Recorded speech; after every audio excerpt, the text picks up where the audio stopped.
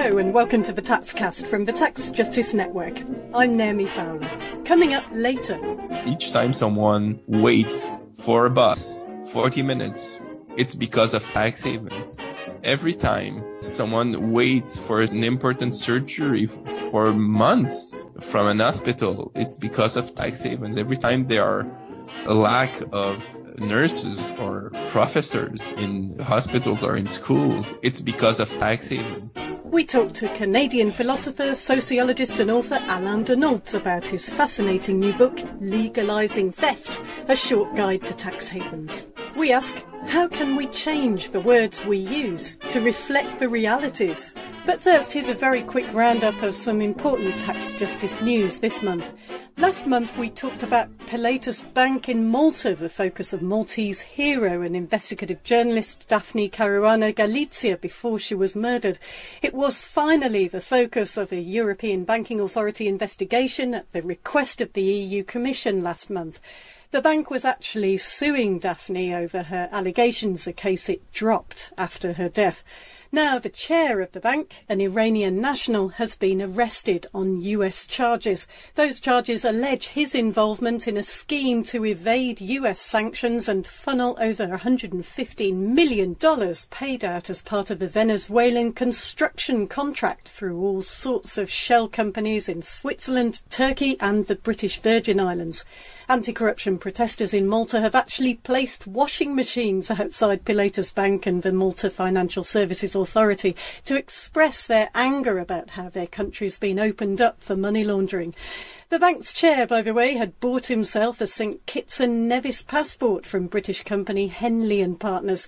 The bank was alleged to be involved in brokering passports for sale deals, very appealing to Russians, apparently. Murdered journalist Daphne Caruana Galizia alleged high-level political corruption benefiting from those schemes. Now, a former Pilatus Bank employee, a Russian national, has turned herself into the police in Greece. She was the source for Daphne Caruana Galizia's allegations, which went to the heart of the Maltese government.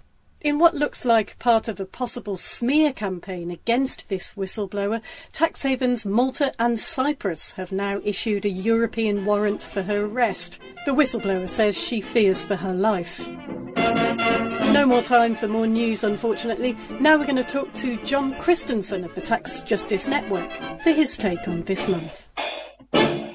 OK, John, the big news this month is the attempted murder, the poisoning of a former Russian spy and his daughter in Britain. Potentially the murder of at least one other Russian, a businessman, and very critical of the Russian government. We've talked before on the Taxcast about the international security threat the City of London poses, or Londongrad, as it's referred to. Also its satellite havens, the dangers that they pose in facilitating corruption and profiting from it. They're also enabling the powerful to keep their grip on a country like Russia. And that's really hurting Russian people in this kind of mafia state. So this cozying up to oligarchs and embezzlers the world over, not just Russian oligarchs, letting them buy up multi-million-pound properties secretly that way exceed the official salaries that they're earning. And, Britain's actually helped out with the sale of stolen assets from Russia. For example, the flotation in London of Rosneft, the oil company, which was created from stolen assets of another oil company, and the owner of that was sent to prison in Siberia. Now, this doesn't hurt just Russians. It's like a rot, this kind of thing, that sort of spreads and eats away at all our democratic institutions until they become just sort of empty facades. We're now starting to see the consequences of that in London. Yep, there's a long history to London's connections, which go back to the Soviet Union and what later became the Russian Federation.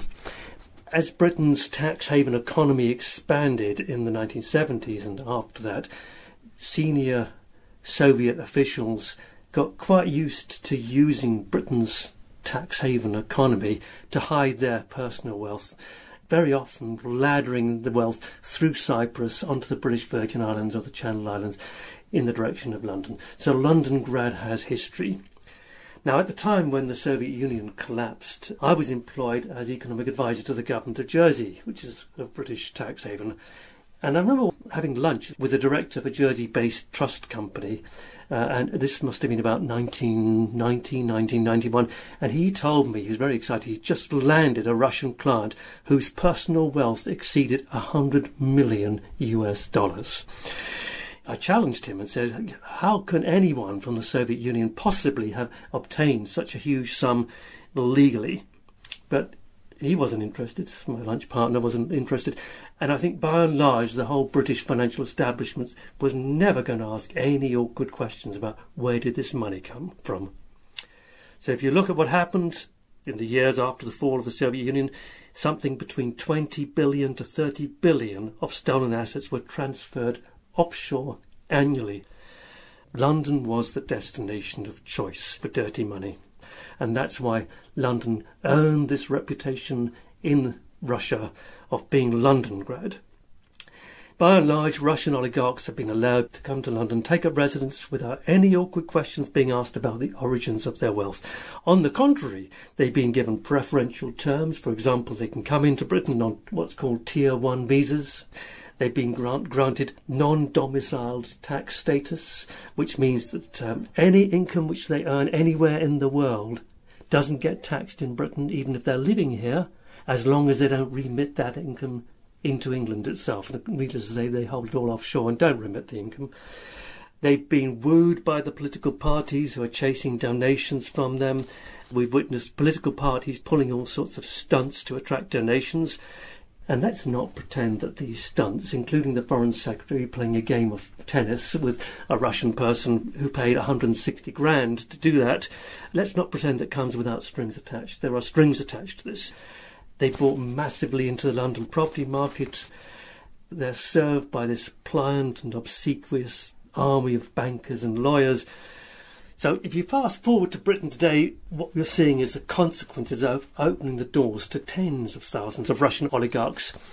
Generally speaking, Russian oligarchs haven't become insanely rich on the back of all their hard work and business flair that you normally expect of this, high-level business people. They gained their wealth through plunder, often from privatisation schemes like Rosneft, as you mentioned, that sold off state-owned assets at a tiny fraction of their real worth.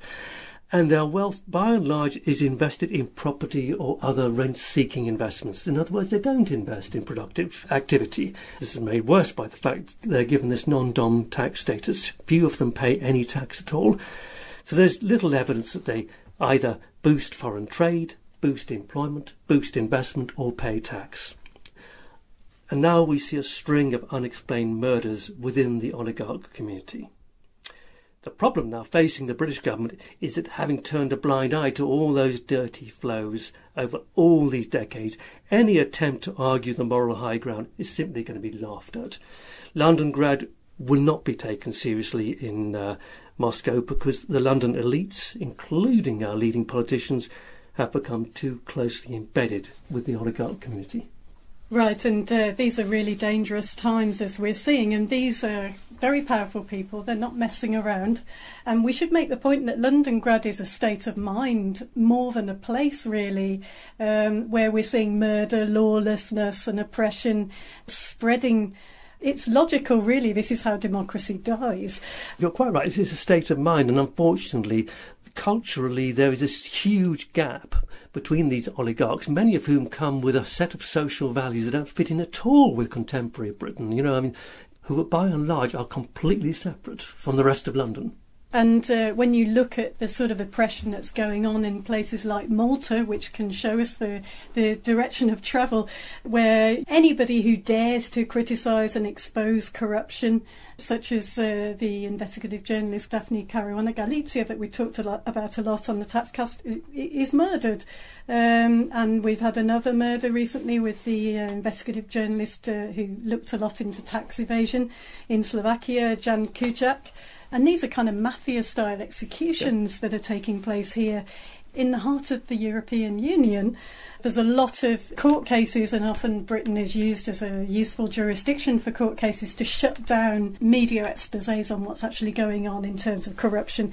And Sean Walker of The Guardian, a journalist at a British newspaper, said recently, and I'm quoting, "The time between making quiet inquiries about the wealth or circumstances of dubious Russian businessmen and the Guardian legal team receiving a threatening letter from expensive London lawyers has been under 24 hours at times." These are dangerous people. Yeah.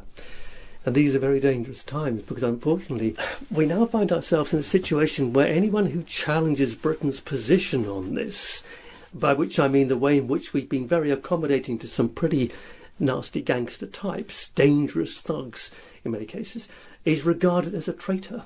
And that's another sign of the shift towards very authoritarian responses within Britain itself. So I think hosting these super rich oligarch communities has exposed British democracy to some very unpleasant cultural shifts which are taking us in the direction of authoritarian government in Britain itself. Right, and all is not lost before everybody switches off. Because I am quite relieved to see that although there's been silence from the government itself in Britain, as far as I can see on this, in terms of usefully addressing these problems, the main political opposition in the UK has put forward a 5-point plan to deal with this, which is very much what the Tax Justice Network has been campaigning for all these years, is to stop allowing secret ownership, whether it's through trusts, foundations or companies. Yeah, that's absolutely right. I mean, of course, there's lots that can be done and needs to be done immediately. And first of all, we need to stop giving oligarchs, in fact, the super rich generally, this special tax treatment. Let's drop the non-dom tax ruling entirely. It serves absolutely no interest whatsoever for the country as a whole. It only serves the interests of the super rich. And why do we need to give them tax breaks? So anyone who wants to live in Britain must be prepared to live on equal terms with everybody else. They should disclose their property holdings and not hide their wealth behind secret offshore companies. London must now extend transparency of beneficial ownership of companies to all of its satellite secrecy jurisdictions, so the Russian oligarchs and oligarchs from other countries don't hide behind Bermudan companies or BVI, Cayman and Channel Islands companies. They must all be required to have public registries of true ownership. Another thing which the opposition has been talking about now is to widen the definition of the existing politically exposed persons regime to capture a larger pool of the oligarchs who are connected, even indirectly, with high-level politicians, not just in Russia, I'd stress, but also China, Saudi Arabia and all of the other places where Britain's actively trying to attract oligarch wealth. So all the other authoritarian regimes where leaders surround themselves with circles of corrupt oligarchs, we must now identify them as politically exposed persons and require the lawyers and the bankers who manage their wealth to treat them as PEPs, so-called. A fourth measure which is proposed is that Britain, which now has an innovative legal mechanism for confiscating unexplained wealth, what that does is it places the onus on the owners of wealth, London property, for example, to demonstrate that the wealth was obtained legitimately. If the British government is serious about applying pressure on the Kremlin or any other place, these unexplained wealth orders provides a means for squeezing the oligarchs. This will put pressure on authoritarian regimes to be a little bit more respectful of other democracies. And finally, I think government needs to extend and improve the protections given to whistleblowers, to investigators, you mentioned murdered investigating journalists, any other people who take on the corrupt practices of the business and political elites. There's the so-called Magnitsky clause, which is now enacted in the Criminal Finances Bill. I know it's not a perfect enactment, but it is there, and this allows for sanctions to be taken against anyone who abuses, any government, who abuse human rights or target whistleblowers. And this is a very, very important measure because time and again we've seen it's the whistleblowers and the investigators who bring this corruption to the surface. It isn't governments and politicians by and large. Too often the people who struggle against corrupt practices pay far too high a price, even death, as we know. So we need to shift the balance in their favour. Right. Let's move on. We're going to talk about some good news that follows from President Trump's new tax reforms in the United States. great news for people buying new private jet planes, that is. Because when you buy one, you can now write it off in full against tax. Isn't that great? So you could wipe out your tax bill completely, apparently. President Trump has long owned his own private jet, of course, and he just wants to even out the field, I'm sure, to make that possible for everyone in the country. Yeah, private jets on demand. A few years ago, social theorist Andrew Sayer wrote a fascinating book with a very provocative title. The title of the book was Why We Can't Afford the Rich. And one of the issues he raised in this book was this issue of wealthy elites flying around in untaxed private jets. Now, part of Andrew Sayer's concern was to do with the environmental damage this causes, which raises big questions about why, in a world of climate disruption, why are aviation fuels entirely exempt from excise duties almost across the entire world? This is a massive market failure which subsidises polluters and encourages inefficient energy use. It turns out the key reason why aviation fuels are duty-free lies with the lobbying power of big corporations and wealthy private jet owners. Surprise, surprise. Another concern lies with the use of offshore companies to avoid value-added tax, which happens on a massive scale, particularly in the area of top-end jets and top-end yachts. And we recently saw, the BBC actually investigated this as a result of one of the outcomes of the Paradise Papers leaks, showed how tax haven facilities on the British Isle of Man were being used by private jet owners, including Formula One champion Lewis Hamilton, to avoid value-added tax. So that's another one of the concerns. And then, of course, there's Donald Trump. Of course, Trump uses a converted Boeing 757, which reputedly cost him $100 million to fly down. He just uses it to fly down to play golf in Florida, which is an appalling misuse of aviation fuel. President Trump isn't exactly at the forefront of the global campaign to slow down climate disruption, so there's no point in expecting him to apply an excise duty to aviation fuel. But this latest tax measure is arguably one of the most brazen examples of how the president is shaping a tax regime in the United States that is almost entirely designed to suit the needs and, let's say, the greed of plutocrats. For billionaires and multi-millionaires, the kind of people who buy private jets, this provision is manna from heaven, since it allows them to almost entirely wipe out their tax bill in the year they buy their latest jet. And apparently they buy jets quite regularly because they keep turning them over. They keep them for a few years and then replace them. Now, when you consider the global market for private aviation is something in the region of $23 billion every year, this is one hell of a big tax break. It can only encourage many more wealthy people to take to the skies and increase their contribution to global pollution even further. So Andrew Sayer hit the nail on the head when he said we can't afford the rich. Thanks, John. Now it's time for the Taxcast special feature. They say history is written by the victors. And when it comes to the language and words we use that frame our understanding of tax havens, secrecy and finance, they can trap us into a way of thinking that's become normalised, common sense. So can we find alternative words that convey the upside-down realities of the world we're living in? Can we reword offshore? It's a scandal because everything works upside down. This is Alain Deneault, philosopher, sociologist and author. It's quite clear with the recent scandals, the leaks, the Paradise Papers, the Panama Papers, the offshore leaks, there's Lux leaks, Swiss leaks, and so on and so forth. What we see at each scandal is how close are the relationships between corporations that use tax havens and the politicians that make them accessible or try to shape their own jurisdiction so that they look like tax havens. This is a real problem. Back in 2009, some world leaders were making pretty grand speeches about ending tax havens. Here's French President at the time, Nicolas Sarkozy. Que je cite entre guillemets, le temps du secret bancaire est révolu. Je distingue principe. Le temps du secret bancaire est révolu. And British Prime Minister at the time, Gordon Brown, was saying similar things. There will be an end to tax havens that do not transfer information on request. The banking secrecy of the past must come to an end. I'm speaking to Alain Deneault about his new book, Legalising Theft, a short guide to tax havens.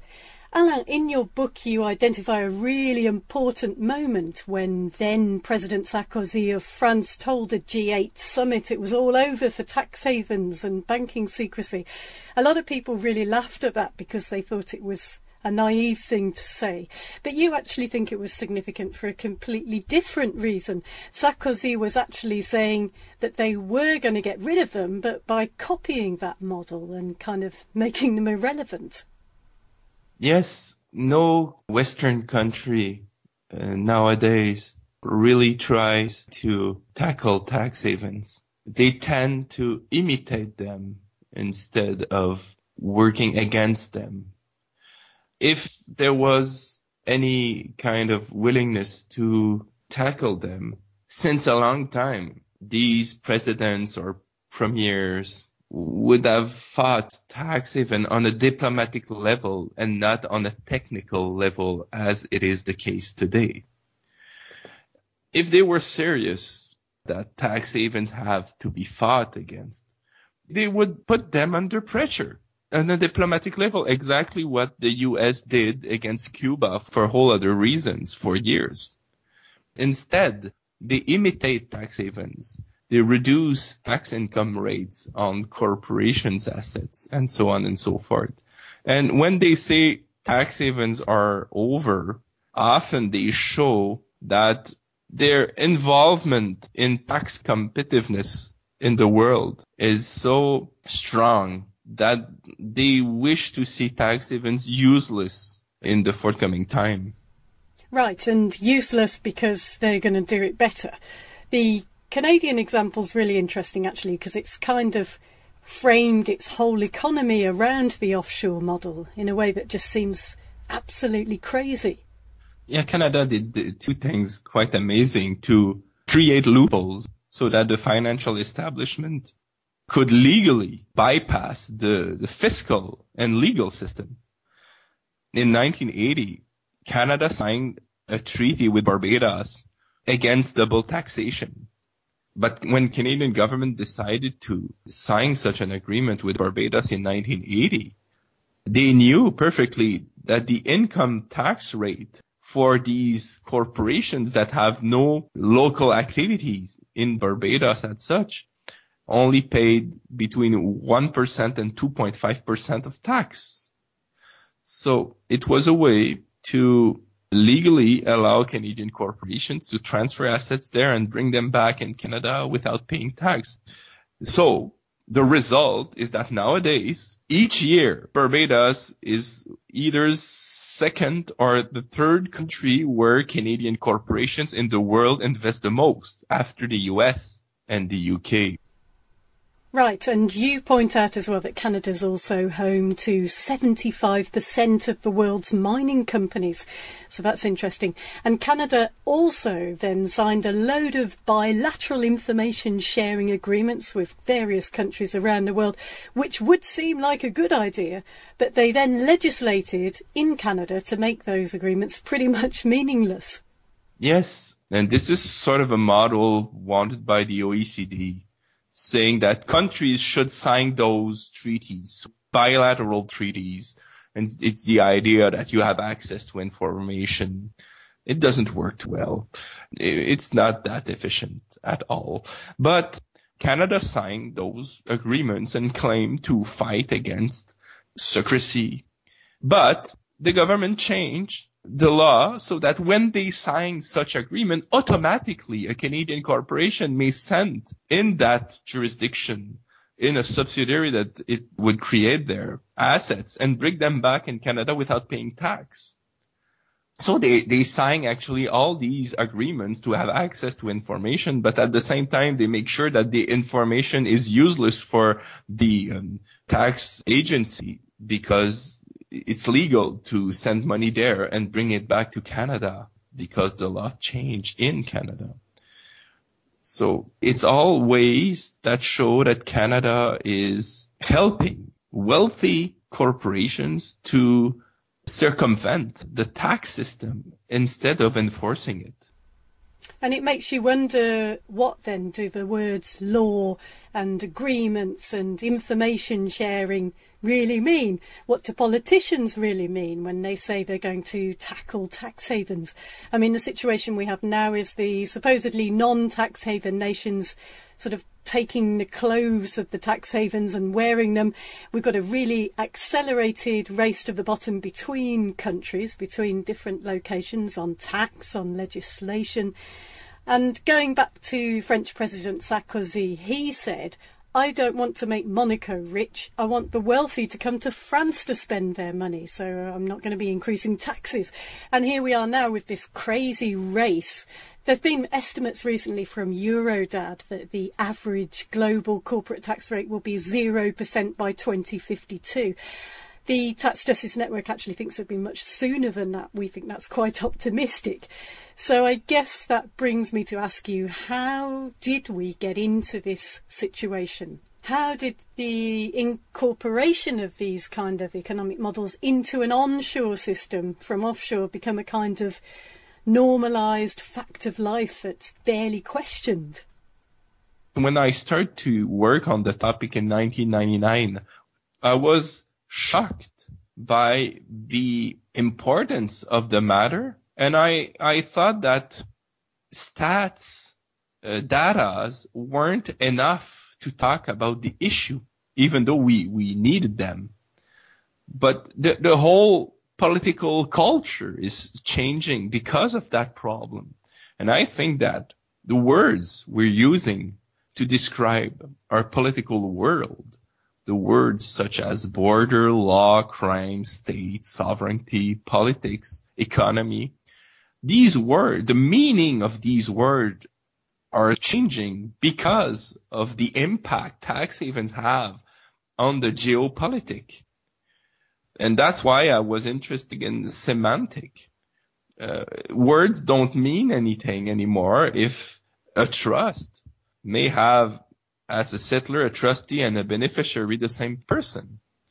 Investments have no meaning if they can be synonym to any transfer made throughout a computer from a jurisdiction to another, even though nothing is happening on the field. States have no meaning if Jersey is presented as the most important exporter of bananas in the world, or the British Virgin Islands as a major commercial partner of China. And it's not only about money laundering or tax avoidance. Of course, these problems are very important, but it's also about being able to talk about our world and be able to have the proper concepts and the proper notions to have an impact on it. Now we're sort of in a crazy fiction where you have all kind of data that don't cope with the reality. Yeah. And even the use of the word laws has a very positive connotation.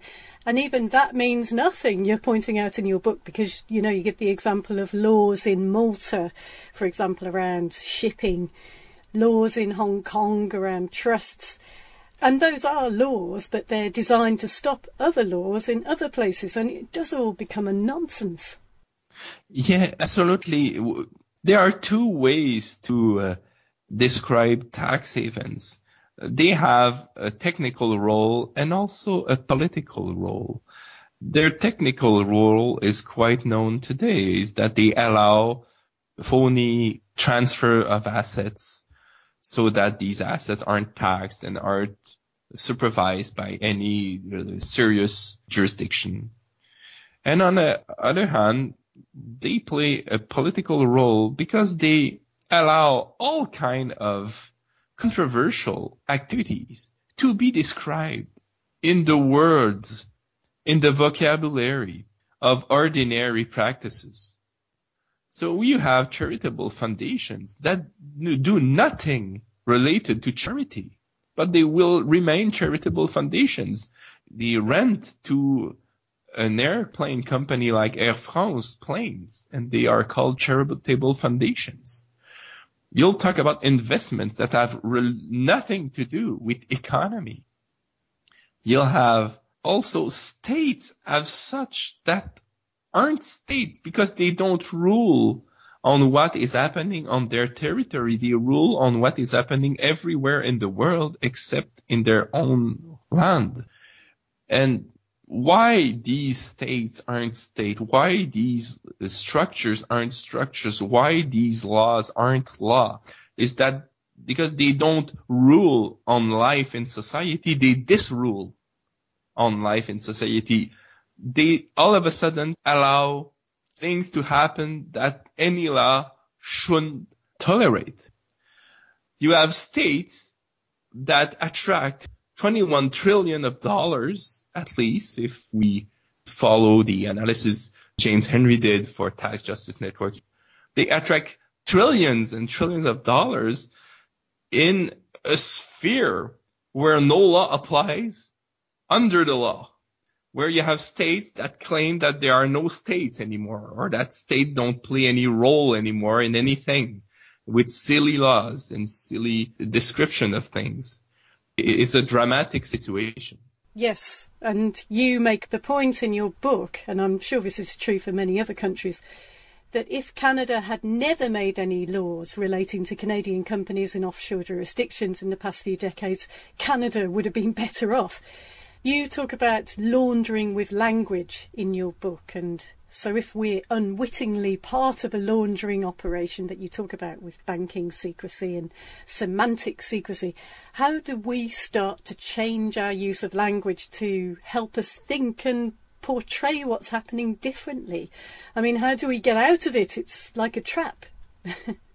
I think that critical citizens, journalists, activists, anybody who's believe in the importance of the meanings of the world should not use words that we usually have for economic activities when it's about tax havens. We shouldn't say that they are charitable foundations and tax havens. We shouldn't say that we find trusts there. We shouldn't say that corporations in the Western countries invest in the Cayman Islands, in the Bahamas, in the Turk and Caicos Islands. We shouldn't say that they are states in the way because they are totally dominated by the financial sector. I mean, the financial sector, they manipulate them.